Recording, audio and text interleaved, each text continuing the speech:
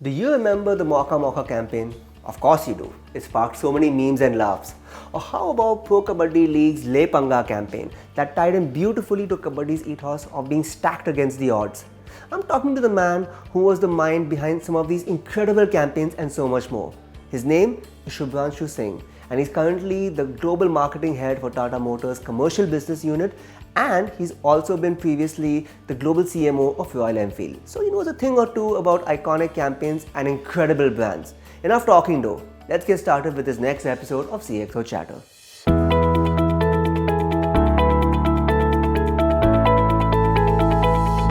Shubhranshu, thank you for being here with us for another episode of CXO Chatter.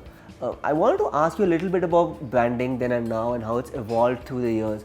But you had a little bit of a divergent take when we talked prior to this conversation, where you said that digital has not really spawned great brands in this day and age. Give us your take on that. Sure. First of all, thanks Karan for having me. It's a pleasure to be here. What I was mentioning to you was in the context of digital being the biggest thing that has happened in the world of marketing in the last, say, 3 decades, which is probably concurrent to the period of time that I have been in business. I joined Hindustan Lever way back in 98, 99, and I have 2 years before the new millennium. And back then, when we were working on, let's say, a marketing campaign, everybody around the table had exactly the same level of proficiency. Experiences may have been vastly different, but everybody knew the tricks of the trade. And we lived in what was called, let's say, a rate card era, where you could go to a media owner, buy audiences, you had a proposition, and you could bring it alive in market. Then this whole digital revolution started, where fundamentally social media gave people the opportunity to have peer-to-peer connections, etc. It's another matter that over the period of time, they have also started selling reach as one of the primary offerings, but effectively it led to a many-to-many connection which was not present earlier. Having said that, it made you lose the bigness of looking up to one thing all as, as people together. Back in the day when households used to have one television and neighbors would come and see the TV. That was a thing back in the day. That's right, see a TV program along with you, say a Chitrahar. When advertising came, it was uniformly the same thing for everybody. But today when I'm having a conversation with you or when I'm on a social media platform, the feed is customized to what I'm looking for to a large extent. And so therefore the world has become more fragmented, it has become more fragile, it has become more ephemeral. And that's not necessarily the best thing to happen for building very powerful, very tall brand equities in a hurry. You can get in very quickly, but to stay there and to weld yourself to something larger and bigger has become more difficult. So essentially what you're saying is it's still a matter of being there for the long run. It's just that the playing field has changed a little bit, it's evened out a little bit, but the qualities needed to succeed are still pretty much the same. Yeah, definitely. So, I'm a strong believer that good old-fashioned marketing, the 4 Ps of marketing, the fact that you need to have a unique selling proposition, that your brand positioning is about why your product is intrinsically important in the consumer's life. If you don't have that, you don't have a brand, you don't have a business. That is unchanging and hopefully will not change for another 200 years. But what is changing very fast, are the tools that are available to marketers, the availability of data, the possibility that you may do things completely and dramatically different from what everybody else is doing. And I think the rise of artificial general intelligence, etc., will exponentially increase that, in a sense, positive chaos, as I'd like to call it. So the essentials are the same, but the manifestations are manifold more and very mutating at a very fast rate. Is it also to a degree that because we're churning out so much data, perhaps more than at any generation in the history of humankind, making sense of it has become exponentially more difficult, even though it's exponentially more easy to generate that data, making sense of all of it? Yes and no. I would say that there is no doubt that there is just phenomenal amounts of data being put out in the world. Any data is good data, by the way. Concurrently, tools have also become very powerful to make sense of that data. The important thing is we are still human beings contending with this very powerful set of digital technologies churning out data. The important thing is to have the acumen, which you then improve and sharpen over a period in time. How do you make sense of what you need? So how do you separate the signal from the noise? That's the critical element. And I believe that you have the endless ability to zoom into data now and get to the minutiae and the granularity of it. But more important to my mind is, once you've been there, is to zoom out again to say, okay, I understood what the texture of this is, but lift yourself up to a 30,000 feet level and say, this is how it makes sense and comes together. Yeah. Marketeers therefore obliged to look more and more from a business lens rather than purely from a customer acquisition or a consumer content narrative end. Because of the 4 Ps that I mentioned, it has been known for a long time that promotions, as in content and advertising, is the most impactful and the grooviest part of marketing. And I think mentally, marketeers across generations have over-invested there. And now the rise of digital technologies is making that much more commonplace, much more hygiene. So the new skill set that needs to be developed is, how do you make sense of that data, how do you make sense of the world around you, and how do you fix the car while it's running, in a sense, right? Yeah. It's actually a very pertinent point that you really bring up, the kind of skills that you need now as a marketer, in any position in marketing for that matter, because that has changed tremendously. You can't purely look at it from a branding lens.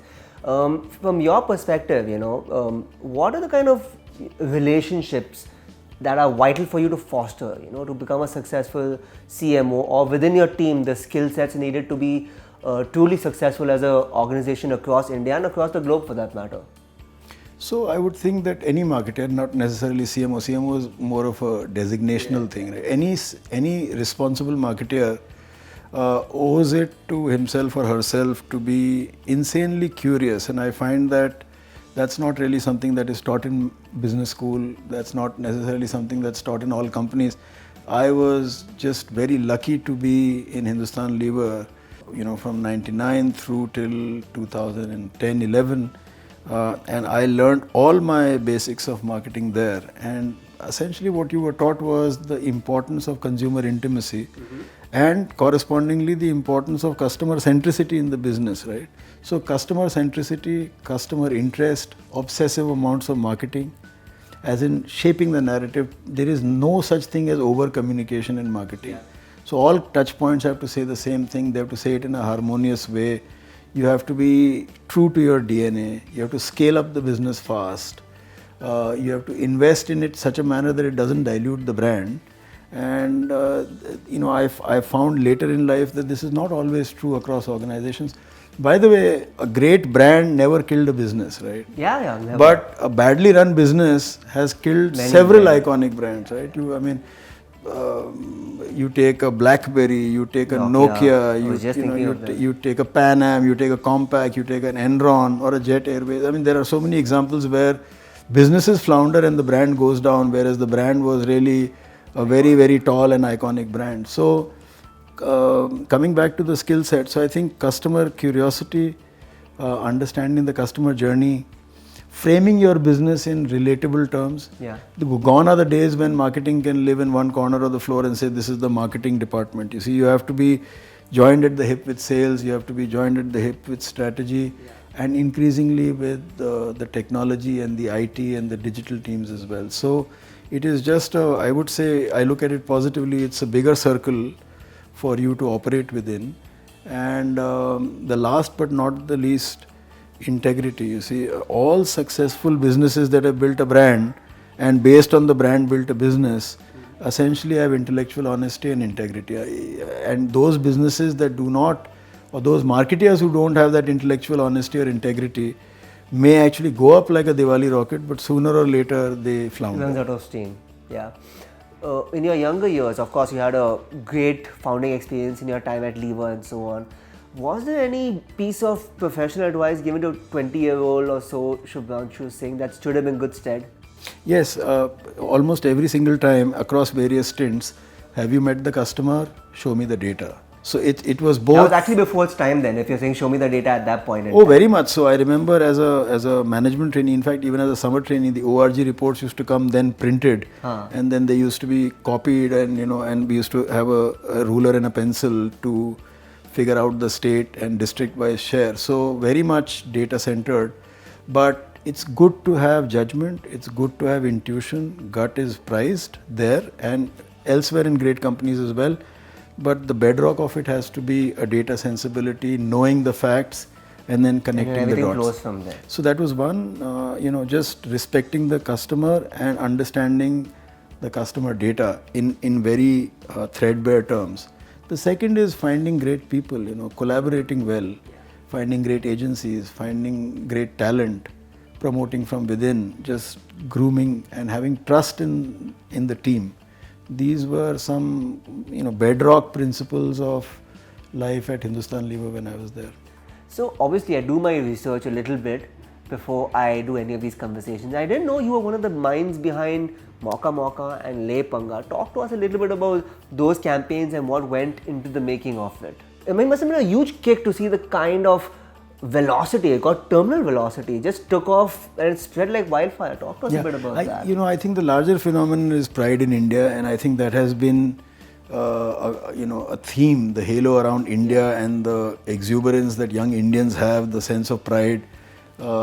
Anybody who has grown up in this country or born after the 90s, and India is a very young country, almost 40 crore Indians are less than 20 years of age. So they have not seen an India where we were struggling to be somebody. They've seen an India which is... It's a very different India we're in today. And top of the totem pole, everybody is talking about India and so on and so forth. So the fact that, India is great at something, including the sport of cricket, comes naturally. And so basically there was an element of, Schadenfreude as it's called in German, I will rub your nose in dirt, but it was done in an affectionate, indulgent way, saying that, oh, poor fellow can't burst crackers, he's been trying for so. And it was welded to a fact, which is that they'd never won against us in an ICC multilateral tournament. So that worked out very well. It was actually per chance, because in that year, the first match that was being played was second match, India versus Pakistan in Adelaide. And naturally, like all others, we were seeking to have great ratings for it. And so the main campaign was XYZ, and then we said, why don't we try and sell this match by itself and try and create some, get some sort of rise out of our fans. And that's how that came about. And I think the reason, I'm saying this as a student of marketing as well, the reason it took off and became, back in the day, viral, is because everybody was equal stakes, you see. If I make something about a Mercedes-Benz or a BMW, I can look up to it and find it aspirational, but I don't have equal stakes. But when you're playing as India, that's one of the great things about being a sports fan, supporting your national colors, is that everybody is equal. It's an equal enfranchisement, right? So you have skin in the game. And then coupled with India pride, it really took off. And lastly, before you go, could I have a few words from you, a piece of advice, or maybe something you'd want to leave as a parting thought for our viewers back home?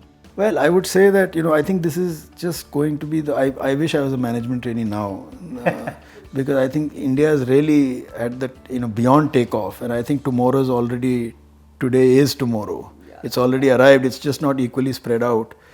It's just going to be India's century ahead, I feel. My advice would be, believe in the story, learn fast, fail a lot, I would say. Very manicured careers are typically shy of, through the course of my career, I've seen so many resumes, except one or two instances, and that also during the course of the interview. Usually people never present any failure. Yeah. They only present success. It's bizarrely stigmatized. Yes, because the thing is, I would much rather punish a mediocre success and reward a grand failure, right? Because if you attempt something big and fail, you learn something more, and actually in comparison, you would still have done more than somebody who's doing middling order stuff and failing. So I think failure is important, and the way our economy is going to shape up, the way society is shaping up, I think failures will be as celebrated. So people should be curious, they should be willing to fail early. Entrepreneurialism is another thing. My generation, I think we were the first of the new generation, the last of the old generations, but still very sandwiched between looking for a job, doing conventional degrees and so on. And I think the young folks now, as they get into a marketing career, have a chance to be more interesting people. As in, they can choose to do an entrepreneurial career, they can do short stints, there is a whole gig economy. People are turning entrepreneurs. I'm amazed. One of my colleagues who was doing a executive assistant's job, fairly important one at that, left and is now set up a business that sells, homemade food like mother's food, snacks. This kind of a phenomenon is absolutely marvelous, and I think this will happen more and more. So stay curious, stay hungry, fail early, do more, learn more, invest more in yourself, and look for value. Beautiful. Parting words were never better. Thank you so much, Shubhranshu. It was a pleasure chatting with you. Thank you, Karan. Wonderful to be here.